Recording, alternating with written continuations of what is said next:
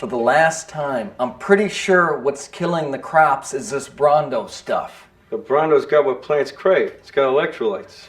So the basic definition of a electrolyte is a liquid or a gel that contains ions. The reason we use table salt is because it contains charged particles called cations, which are positively charged, and anions, which are negatively charged. When these particles are separated into solution via dumping them into your container of water, they are separated and they become electrically conductive. And there you have it. You've just created an electrolyte. Congratulations. But Brondo's got what plants crave. It's got electrolytes. Alright, so once you have your electrolyte, whatever that is, you can start electrolysis. So electrolysis was coined by my boy Michael Faraday back in the early 1800s. What you need is two dissimilar types of metals. If you have zinc screws at home and copper pennies, they don't have to be pure copper, just copper coated. You can use either of those two, and you can dump both of those, again, not an art major, but that is Lincoln with the beard. You can dump both of those into your aqueous solution. What are electrolytes? Do you even know? It's what they use to make Brondo. Yeah, but why do they use them to make Brondo? Because Brondo's got electrolytes. Indeed they do. First thing you're going to do is we're not going to actually do electrolysis, but we're going to make a electrochemical cell using the same principles. In this one, I did not include a salt bridge, so this reaction would actually end very quickly. Two dissimilar metals held on by a wire. The electrons will flow from one side to the other side during what's known as a redox reaction, where the zinc will actually oxidize, and the electrons will leach out in through the wire, light up the bulb, and then go back down to the other side through the copper into the aqueous solution. Let's start off, huh? The simple, humble potato. Food of my people. Irish, Polish, whatever. It's the food of most people, actually, and they are quite delicious. So we're going to start with these little zinc tabs. I have a kit that I was using, and that kit came with these little zinc and brass tabs. Take the two ends of that. Oh, look at that. That's pretty fun. I want to pinch. I pinch. So these little quick couplers, you put your jaws or clamps or pinchers in there, I want to pinch. and we're going to attach our little LED bulb to the top. And presto, magic. It didn't do anything. Hold on a second. Well, if one doesn't do it, let's try two. So we will connect the LED bulb to two of them. Now, if you notice, I have these in a very specific pattern, and I will go over that later. But as you can see, magic, still not a dang thing. So that's frustrating. All right. Go big or go home. Let's get 4, double the capacity before. So what we're going to do is we're going to hook all 4 of these up together. I'm going to do that real quick, and I'll be back. There we go. I love editing. So we have all 4 of them hooked up in a particular order. Hook up the LED bulb, and oh, hold on a second. There's something there. Hey, there is something there. Look at that. You got two of the little diodes going, the red and the green. It's like Christmas. But you know what? I still think we can do better. How about we add a couple more potatoes? And time lapse. So, what I have here are little copper ingots, pure copper. So I took the pennies out of the other ones, but just you can use those pennies if you have enough of them. You also want to get some wire. Ask your parents, they probably have some wire hanging around. And here's where I keep assorted lengths of wire. Whoa. Exactly. So, thank you, Professor. Cut your little lengths of wire. Make sure you have enough of them for all of your potatoes.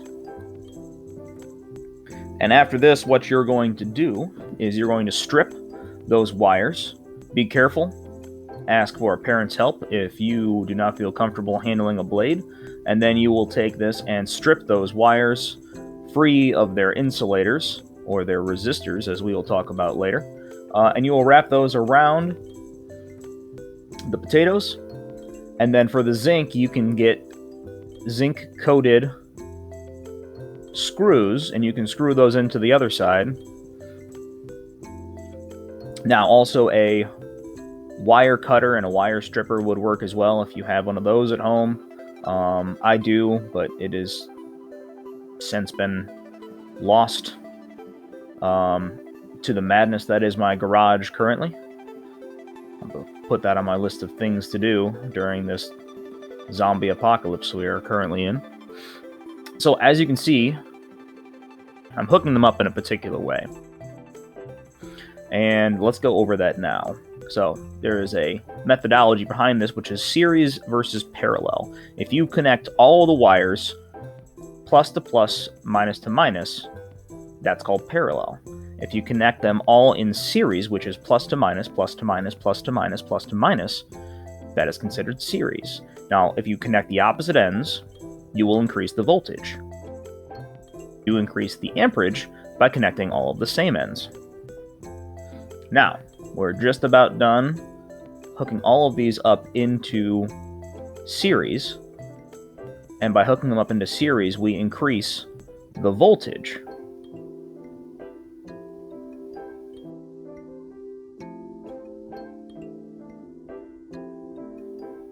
Alright, so now we have the 4 original batteries up front off the top of the screen. Those are going down there and are connected through all of these other batteries. These potatoes down here are all in series. And, moment of truth. Oh, I think I see something. I think I see something else. What is it? Oh, could it be? It is. It's an extra color.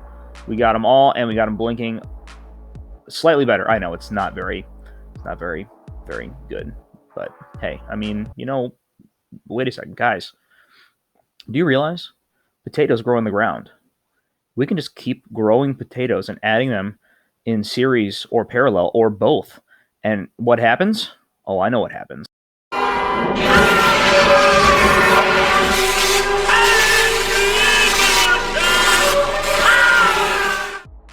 Nah, maybe not. But anyways, let's get to something fun. So, now we know about the electrochemical cell. Now let's talk about electrolysis in general. So, you're going to take white vinegar, throw it into a cup. Oh, you're going to take that iodized salt, and you're going to pour that into your vinegar to make a solution. Well, that's right. All the salt. All the salt. Throw that salt in there, and then you are going to find something to stir it. Clearly, a screwdriver is not a screwdriver until it is a screwdriver, and at this point in time, it's a stir stick. Then you're going to take your cotton swabs, and you're going to place them inside of the solution and let them soak up. Then, there's a couple different ways you can do this. First, you can grab a sticker sheet, like I have here. And this sticker sheet, you're going to pull it out, and you're going to want the outside. You're not going to want the sticker. You can give that to your sister, or put it on your forehead, or whatever you want to do with it. But you're going to want the outside edge of that sticker. So let's say you have Bob, and he's next door, and he always steals your spatula. So you want to actually etch your name or your initials into the spatula, and that's what we're going to do here. One of the other things I wanted to do was I had an extra little bit of vinyl from a project on a coffee table I was working on, and I took that scroll pattern, that flourish, and I put it onto mild steel. So I have then realized that these stickers are actually just on a laminated sheet. So I have to work with what I have, etch the outline of this. I'm connecting this with my battery charger. You can use a simple 9-volt battery for this. It may take a little bit longer to do with that, but you can do it with a couple of 9-volt batteries.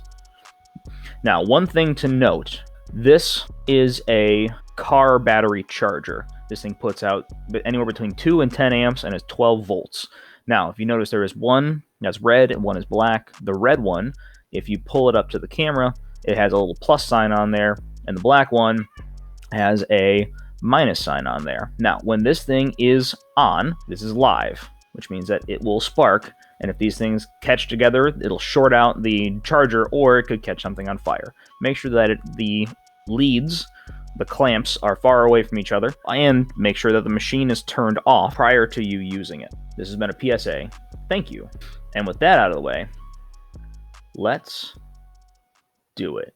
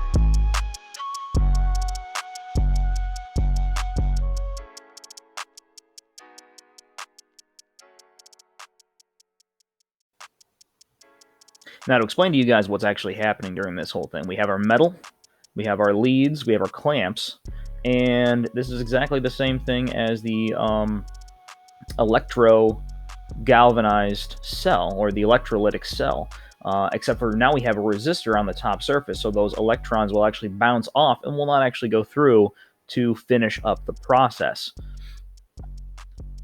We are still creating a redox reaction at the site of the sodium and the copper clamp, which allows for the etching of the metal in and of itself.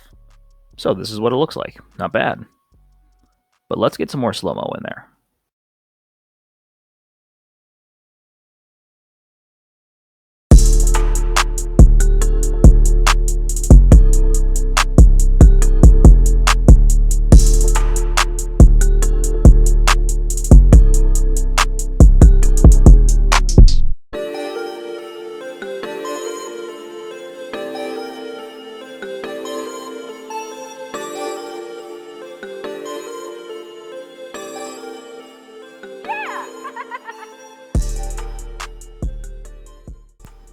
Hey, thanks for stopping by and checking out the video.